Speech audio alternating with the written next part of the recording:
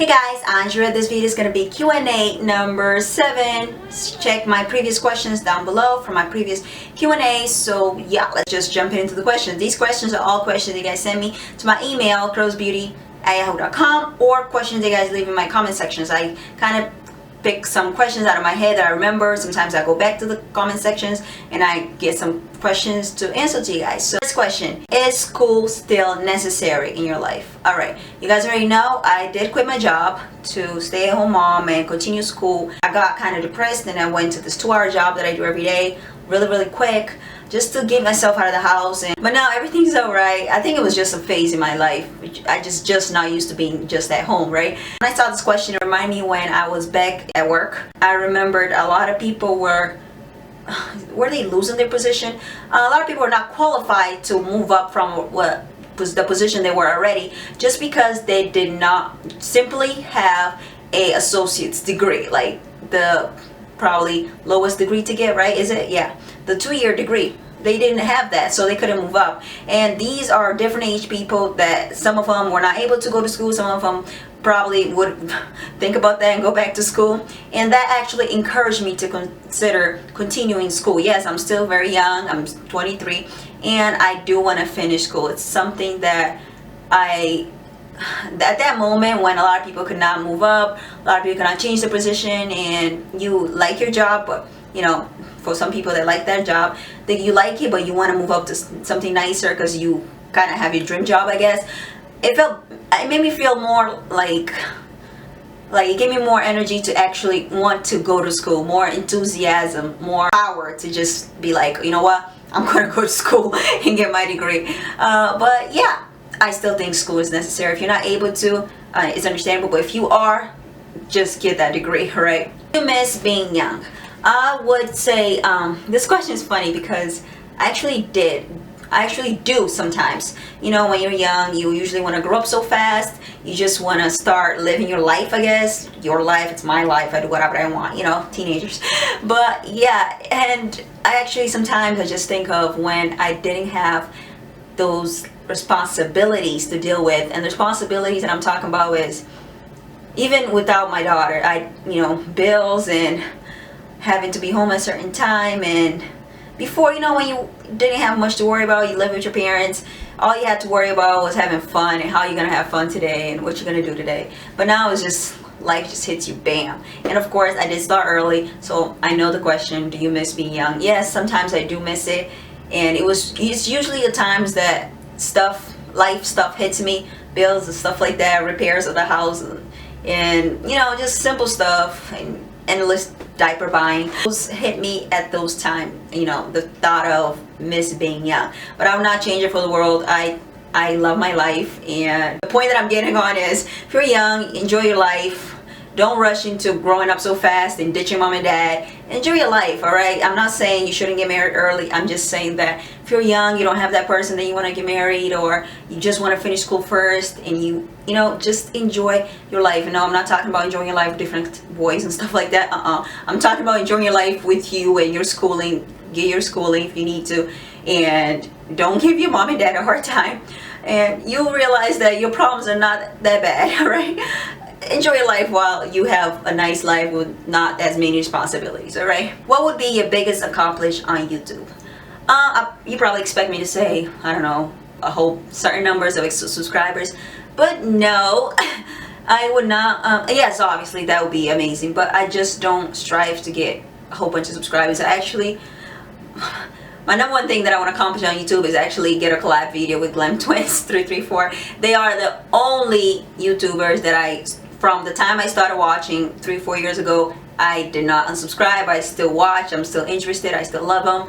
Love their different attitudes. I can always tell them apart. I love them, and that would be one of my biggest accomplishments. I know it might sound silly, but I don't strive to get as many people to subscribe to me. I strive, I don't know, to make friendships. And you know, I usually find people that comment on my comment section and say, oh, check out my channel. And I love when you guys do that, by the way. And these people, some of them are bigger than me now, and I'm like, oh, amazing. I'm so proud of you guys, and I'm glad you saw me as an inspiration, and I'm proud of you. And yeah, Glam Twins. How long did it take you to grow your hair belly button length? My hair is not belly button length right now. This is just an addition. I put it in the description box. These are extensions. I'm going to leave the tutorial down below and everything down below. I recently just cut 6 inches off my hair, so my hair right under my breasts, not belly button length anymore because the color damage that I had. It took me literally from here to belly button in about 2 years. And that was constantly taking care of my hair, constantly moisturizing, constantly not really hurting my hair, babying the junk out of my hair, really. And that actually took a lot of time, and I can't believe I put that much effort in my hair, but I'm really proud. But those were the times that I had time. Now it's not as much time. It was constantly babying my hair a lot, and at that time I was actually recovering from heat damage. It's just taking care of your hair, trying to avoid heat, and try to give your hair as much love as you can. Not everybody has same hair growth, by the way. Yes, I do hair 7 inch every month, but diet has a lot to do with a lot of things. I don't like junk food. One thing you guys should know, obviously I eat junk food, but eating out, I told you guys a lot of times, I go to a restaurant and eat a cooked meal, and junk food is probably something I'll probably get once or twice a month. I'm not really big on it. I drink lots and lots and lots and lots and lots of water. Okay, so dieting could be different, so different length growth for different people. But yeah, just patience, alright, that's the key. Have you ever relaxed your hair? Okay, so let's get into this. I never relaxed my hair once I got my hands on my hair to actually take care of my hair on my own.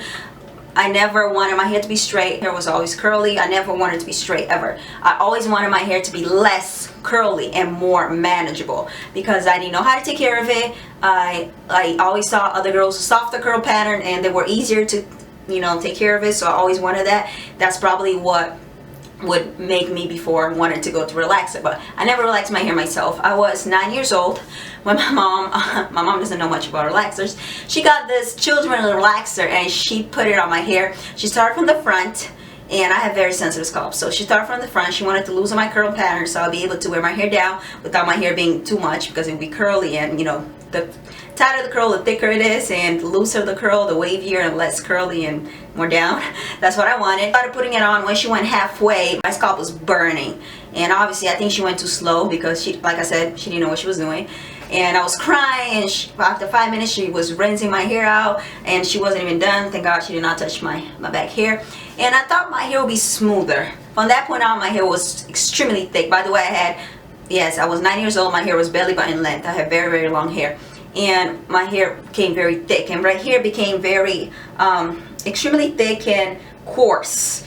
That's what happened to my hair, and I didn't understand. The next day, from then on, my hair would barely curl, and it would not look like the curl that would be nice wearing it wavy. It looked like very, very dry hair that you tried to straighten, but you didn't really get straight really well. You know what I mean? So it looked really, really, really bad. That was the worst experience ever. I was 9, and then my mom actually got something different when I was 14, when she actually just, like, that part obviously grew out. That was like 14 years old. Right on my right here, because I used to use a lot of different alcohol gels. I used a lot of junk on my hair when I was 14, so obviously my hair was really messed up. So she tried to like use it to settle down the hair at the top.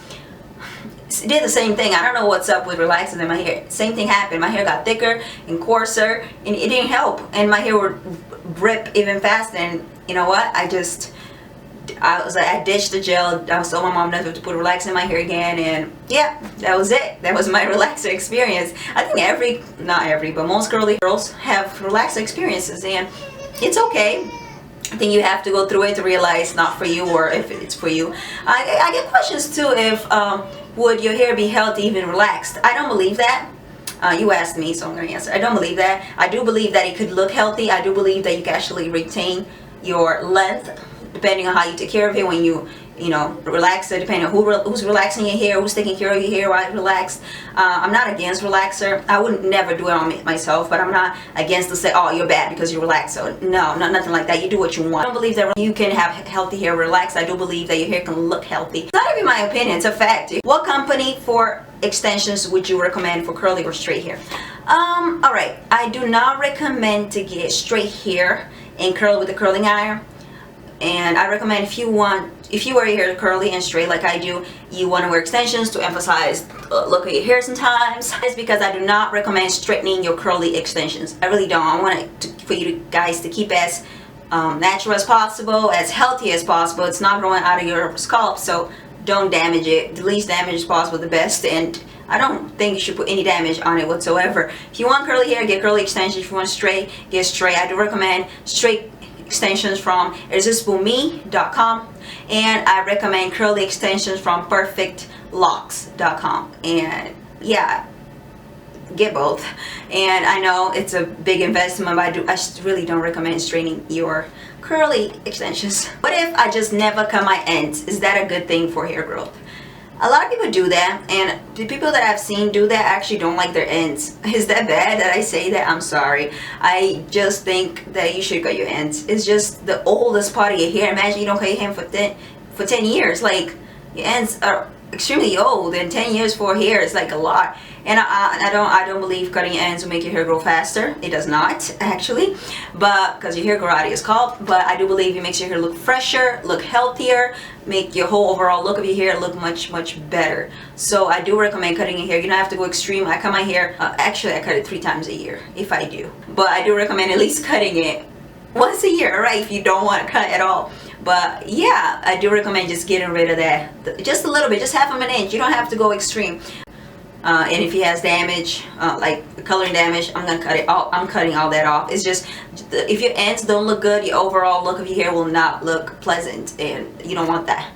But yeah, guys, these are the questions. I hope you guys enjoyed them, and ask your questions down below. Post your comments down below, and thank you for watching. Bye. The products that I use for curly to straight hair, argan oil is from here down, or the macadamia healing oil. And as the days go by, like I said, it gets wavier and wavier. Yeah, that's how I deal with shrinkage. Try to detangle your hair with your fingers. You're using a white tooth comb, like it depends on what you're using. But detangling my hair, for me, I only detangle my hair with my fingers or a white tooth comb in the shower with conditioner when my hair is wet.